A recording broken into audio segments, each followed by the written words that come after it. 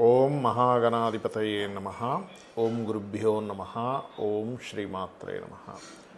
పరమేశ్వర స్వరూపమైనటువంటి జ్యోతిష, వాస్తు మరియు ఇతర అనేకమైనటువంటి శాస్త్రములను మనకు అందించినటువంటి మహర్షులకి నమస్కారం. హయగ్రీవ హయగ్రీవ హయగ్రీవేతియో వదేత్తస్య నిస్సరతే వాణి జన్హుకన్యా ప్రవాహవత్.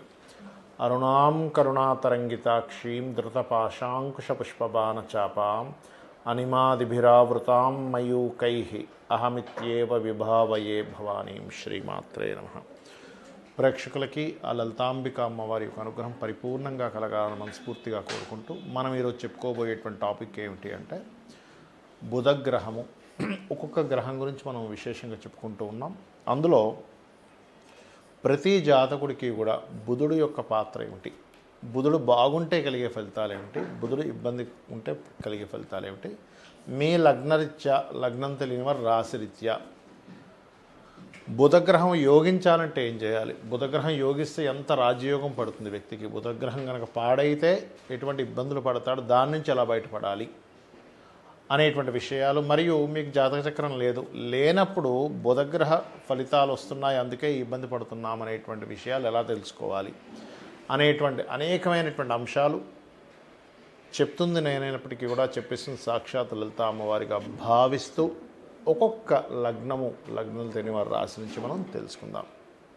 తులాలగ్నము, తులారాశి.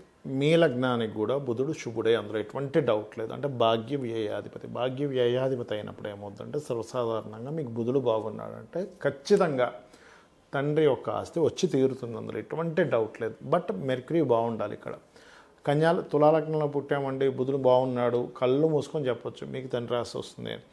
బట్ ఎప్పుడు రాదు అంటే బుధుడు పాడైతే రాదు. ఒకవేళ ఉన్నా గొడవల్లో పోవడం, అమ్మేసుకోవడం, ఎంతో లేట్గా అంటే శనితో కలిసి లేట్గా సంపాదించడం, ఇట్లాంటివన్నీ జరుగుతాయి. రైట్. అయితే ఇక్కడ మనం లగ్నంలో ఉన్నాడు ఉదాహరణకి బుధుడు. ఇక్కడ లగ్నంలో ఉంటే కనుక వ్యయాధిపతి లగ్నంలో ఉన్నప్పుడు, భాగ్య వ్యయాధిపతి ఉన్నప్పుడు మీరు మీ యొక్క భాగ్యం అనేటువంటిది ఇక్కడ కాకుండా విదేశాలకు వెళ్ళడం ద్వారా బాగుంటుంది. ఇది గుర్తుపెట్టుకోండి ఎప్పుడు కూడా. బికాజ్ ఆఫ్ ఈ గ్రహం ఇచ్చేటువంటి రిజల్ట్ అట్లా ఇస్తుంది అది.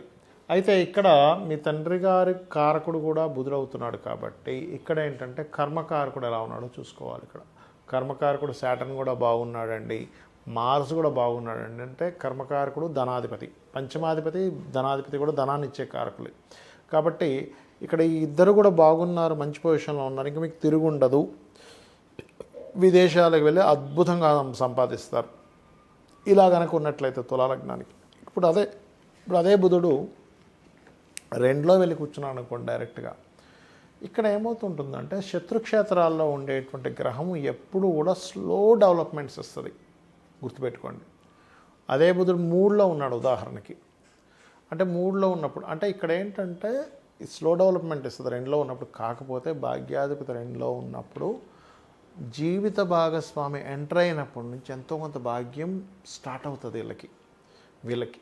అదేవిధంగా మీకు ఇదే బుధుడు గనక మూడో స్థానంలో ఉన్నాడు అనుకోండి, అప్పుడు మాత్రం ఇక్కడ కొంచెం అంటే ఈ అప్పులు ఇవ్వడం తీసుకునే విషయంలో, ఎందుకంటే బుధుడు కొంచెం థర్డ్ హౌస్, ఈ కొన్ని క్షేత్రాలు ఉంటాయి 3, 6, 8, 12, ఈ హౌస్లో పెద్దగా యోగించడు కాబట్టి థర్డ్ హౌస్లో ఉన్నప్పుడు మాత్రం మీరు బుధుడు అప్పులు కారకుడు కాబట్టి అప్పులు ఇవ్వడం తీసుకునే విషయంలో చాలా కేర్గా ఉండాలి.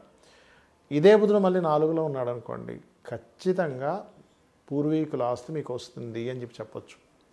అయితే ఇక్కడ గవర్నమెంట్ రిలేటెడ్గా కూడా కొన్ని యోగాలు ఉంటాయి. ఈ బుధుడు కనుక 12వ అధిపతి కనుక 4లో ఉన్నప్పుడు అదేమిటండి గవర్నమెంట్ రిలేటెడ్, దానికి ఏంటి సంబంధం అంటే అక్కడ ఉండేటువంటి బుధుడు రాజ్యగ్రహం అయినటువంటి చంద్రరాశుని చూస్తాడు, కర్కాటకాన్ని చూస్తాడు. అందుకని ఎందుకంటే భాగ్యాధిపతి చంద్రరాశిని చూస్తున్నాడు, వ్యయాధిపతి చంద్రరాశిని చూస్తున్నాడు కాబట్టి 5వ స్థానంలో ఉన్నాడు ఉదాహరణకి బుధుడు. మీకు ఇక్కడ కలిగే ఫలితాలు ఏమిటంటే ఇక్కడ కూడా అగైన్ మీకు విదేశీ ధన యోగాలను ఇవ్వడానికి, అంటే ఉన్న ప్రదేశంలో కాకుండా వేరే ప్రదేశం అంటే నిగూఢమైన ప్రదేశం, తులాలగ్నానికి పంచమ స్థానం కుంభరాశి అనేటువంటిది. సో అప్పుడేమవుతుంటుంది మీకు ఎక్కడికో వెళ్ళడం ద్వారా సక్సెస్ అవ్వడం అనేటువంటిది ఇస్తాడు ఇక్కడ. సో ఇక్కడ ఏంటంటే ఎప్పుడు కూడా ఒక ప్లానెట్ ఒక దగ్గర ఉందంటే దాని పొజిషన్ చూసుకోవాలి. 6లో ఉన్నాడు ఉదాహరణకి నీచ స్థానం. సో నీచ స్థానంలో ఉన్నప్పుడు ఏమవుతుంది అంటే ఇక్కడ కనుక చూసుకున్నట్లయితే ఇది కొంచెం తండ్రితో డిస్టర్బెన్సెస్, తండ్రి కొంచెం ఇబ్బందులు పడ్డము, తండ్రి గారి ఆరోగ్యం విషయం కానివ్వండి, ఇట్లా ఎందుకంటే భాగ్యాధిపతి నీచ కదా. కాబట్టి అయితే ఇక్కడ ఒక రూల్ ఉంది, ఆ దశ రాలేదు జీవితంలో ఇబ్బంది అసలు పడరు. ఆ దశ బాగుంది, ఆ దశ వచ్చింది బాగుంటుంది అంటే మీకు దశ కూడా మీరు కన్సిడర్ చేయాలి. 7వ స్థానంలో ఉన్నాడు, బయట దేశాలకు వెళ్ళడం ద్వారా బాగా కలిసి రావడం. అదేవిధంగా 8వ స్థానంలో ఉన్నాడు ఉదాహరణకి బుధుడు, అప్పుడు మళ్ళీ ప్రాపర్టీస్ కొనడం, తండ్రి యొక్క ఆస్తి మీకు లభించడం. కాకపోతే 8వ స్థానంలో ఉన్నప్పుడు ఏంటంటే కొంచెం ఇక్కడ కొంచెం మ్యారేజ్ సంబంధించిన విషయంలో కొంచెం సెకండ్ పర్సన్ చేసుకోవడం ఇంట్లో, అంటే ఆ ఇంట్లో రెండో అమ్మాయిని చేసుకోవడం ఇట్లాంటివి కూడా ఇస్తాడు. బట్ భార్య మంచి గైడింగ్ నేచర్ కూడా ఉంటుంది, దట్ ఈస్ డిఫరెంట్ థింగ్. ఇక్కడ మనం కుజుని కూడా కన్సిడర్ చేయాలి, వీనస్ని కూడా కన్సిడర్ చేయాలి. భాగ్యంలో ఉన్నాడు ఉదాహరణకి బుధుడు, ఇక్కడ మాత్రం భాగ్యంలో ఉన్నప్పుడు వీళ్ళకి అంటే దేవతా అనుగ్రహం, అంటే పూర్వజన్మ కర్మ దేవుడు గైడ్, అంటే దేవతా సంబంధించింది ఏదో చేశారు పూర్వజన్మల్లో, భగవంతుడు వీళ్ళని జాగ్రత్తగా భాగ్యాధిపతి భాగ్యంలో ఉన్నప్పుడు ఆ రకంగా తీసుకెళ్తాడు అనమాట. అదే బుధుడు గనక ఉదాహరణకి దశమంలో ఉన్నాడు అనుకోండి, ఇక్కడ వీళ్ళు గవర్నమెంట్ కాంట్రాక్ట్స్ ఇట్లాంటి వాటి వల్ల, అంటే ఏదైనా గవర్నమెంట్ రిలేటెడ్ వాటి వల్ల బాగా రాణిస్తారు. అక్కడున్నా లేకపోతే మీకు సింహరాశిలో ఉన్నా కూడా, అంటే 10 and 11th 12th lord is in 12th house, ఇది తండ్రి యొక్క ఆస్తిని ఇస్తుంది. బట్ మీకు ఒకటే పాయింట్ ఏంటంటే ఈ బుధుడు బాగున్నాడా లేదా, పాపకత్తిరి పాపగ్రహాలు ఇవి కన్సిడర్ చేయాలి ఫస్ట్ ఆఫ్ ఆల్. ఇక మీరు చేయవలసిన దేవత ఆరాధన కాళికా అమ్మవారి ఆరాధన చేయండి, అనే విధానం బాగుంటుంది. చాలామందికి జాతకాలు ఉండవు, అంటే వాళ్ళు పుట్టినప్పుడు వాళ్ళ జన్మజాతకం రాయరు. అలాంటప్పుడు ఎలాగా ఈ బుధగ్రహ ప్రభావం వారి మీద పడుతుందని ఎలా గుర్తించాలి? చాలామంది ఏమనుకుంటారంటే ఏ ప్రాబ్లం వచ్చినా ఏనాడు శని నడుస్తుందండి, అర్ధాష్టమి శని నడుస్తుందండి, అష్టమి శని నడుస్తుందండి, మాకు కాలసర్ప దోషం ఉంది అందుకే పని అవ్వట్లేదు అనుకుంటారు. కాదు, మీరు బాగా అర్థం చేసుకోండి. మన మనిషి జీవితంలో ఒక హెల్త్ ఇష్యూ వచ్చిందంటే దానికి 1000 కారణాలు ఎలా ఉంటాయో, ఒక జాతకుడికి ఒక ఇబ్బంది వచ్చిందంటే దానికి ఈ 9 గ్రహాలు 27 నక్షత్రాలు ఈ 12 భావాల్లోనే మొత్తం దాగి ఉంటుంది, గుర్తుపెట్టుకోండి. అక్కడ నుంచే మనం ప్రాబ్లంకి ఐడెంటిఫై చేసి సొల్యూషన్ తీసుకురావచ్చు. ఒకటే గుర్తుపెట్టుకోండి, ఎక్కువ మిస్కమ్యూనికేషన్స్ అవుతున్నాయండి, బుధుడు కారణం. అంటే మీ జన్మజాతకంలో పాస్ట్ లైఫ్లో మీరు ఏదో మిస్కమ్యూనికేట్ చేశారు వేరే వాళ్ళతో, అది ఈ జన్మలో ఈ కర్మ రూపంలో వస్తుంది. లేదండి నేను ఎక్కువ అప్పుల పాలవుతున్నాడు, ఒక వ్యక్తి అప్పుల పాలవుతున్నారంటే 6వ స్థానాధిపతి పాడవడం కానీ బుధుడు మెయిన్గా ఎక్కువ పాత్ర ఉంటుంది, because of natural 6th lord కాబట్టి. మరొక విషయం ఏంటంటే చర్మ సంబంధించిన ఇబ్బందులు వస్తున్నాయి, నరాలకు సంబంధించిన ఇబ్బందులు వస్తున్నాయి, బంధువర్గం వాళ్ళ ద్వారానే ఎక్కువ ఇబ్బంది వస్తుంది, అంటే బుధుడే కారణం. అంటే బుధుడు కారణం అంటే ఇన్ సెన్స్ బుధుడే మేము ఇదేం పగబట్టి చేయట్లేదు ఆ పని. ఇక్కడ ఏంటంటే పాస్ట్ లైఫ్లో పోయిన జన్మలో వీళ్ళు కృతజన్మలో చేసినటువంటి బుధ సంబంధించిన కర్మ, అంటే బంధువర్గం వారినే మీరు ఇబ్బంది పెట్టారు, ఆ రూపంలో వస్తుంది. అది మీరు నేను అందరం సమానమే, కర్మకి ఎవ్వరూ కూడా తప్పించుకోలేరు కర్మని. అయితే ఇక్కడ మధ్యవర్తిత్వంగా ఉండడం, ఎవరో ఫ్రెండ్కి ఏదో మనీ కావాలంటే మీరెళ్ళి సంతకం పెట్టడం, ఇట్లాంటి వల్ల కూడా ఇరుక్కుంటాడు మనిషి ఈ బుధుడు యొక్క ప్రభావం ఎక్కువగా ఉన్నప్పుడు.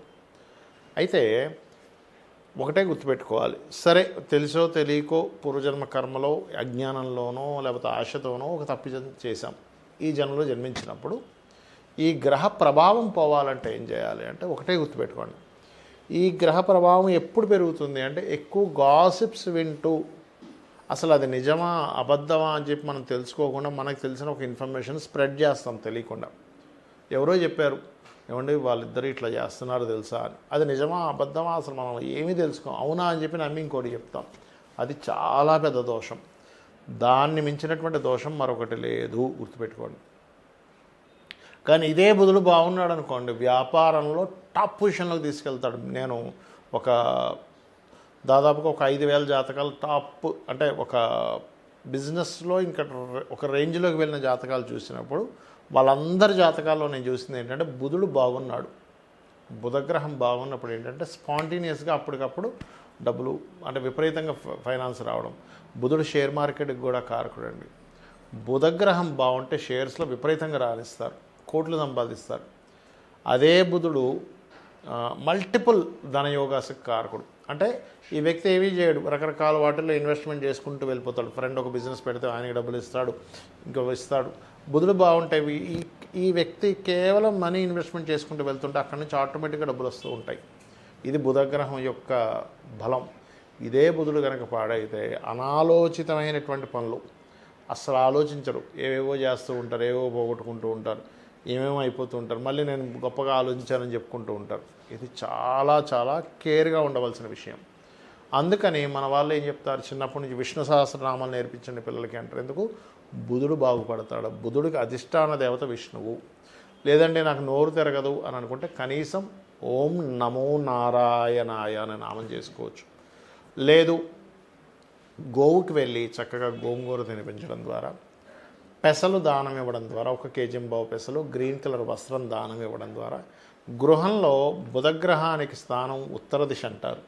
ఉత్తరంలో మీరు కనుక ఏదైనా ఎల్లో కలర్ కానీ లేకపోతే మన రెడ్ కలర్, పింక్ కలర్స్ ఇట్లాంటివి ఉత్తరంలో వేస్తే కూడా బుధగ్రహ ప్రభావం నెగటివ్గా పనిచేస్తూ ఉంటుంది. ఉత్తరంలో ఎప్పుడు కూడా వైట్ కలర్ ఉండాలి, గుర్తుపెట్టుకోండి. ఎంత వైట్ కలర్ ఉంటే ఉత్తరం వైపు మీకంత ఫైనాన్షియల్ గ్రోత్ పెరుగుతూ ఉంటుంది.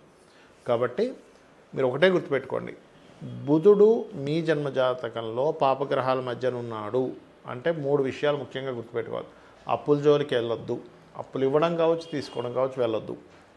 రెండవది, గాసిప్స్ని నమ్మి ఏ పనులు చేయొద్దు, గాసిప్స్ని స్ప్రెడ్ చేయకూడదు. అంటే వీళ్ళనే కదా, ఎవరు కూడా స్ప్రెడ్ చేయకూడదు. మీకు తెలుసో తెలియదో, ఎవరికి తెలుసు, ఇవాళ రేపు ఛానల్లో వచ్చేసిందంటే నిజం అనుకుంటే అట్లా ఆ ఛానల్ ఏదో వార్త వేయాలని వేయచ్చు, వాళ్ళకి రాంగ్ ఇన్ఫర్మేషన్ రావచ్చు, చెప్పలేం కదా. అదేవిధంగా మరొకటి ఏంటంటే బంధువర్గంతో రెస్పెక్ట్ఫుల్గా ఉండండి.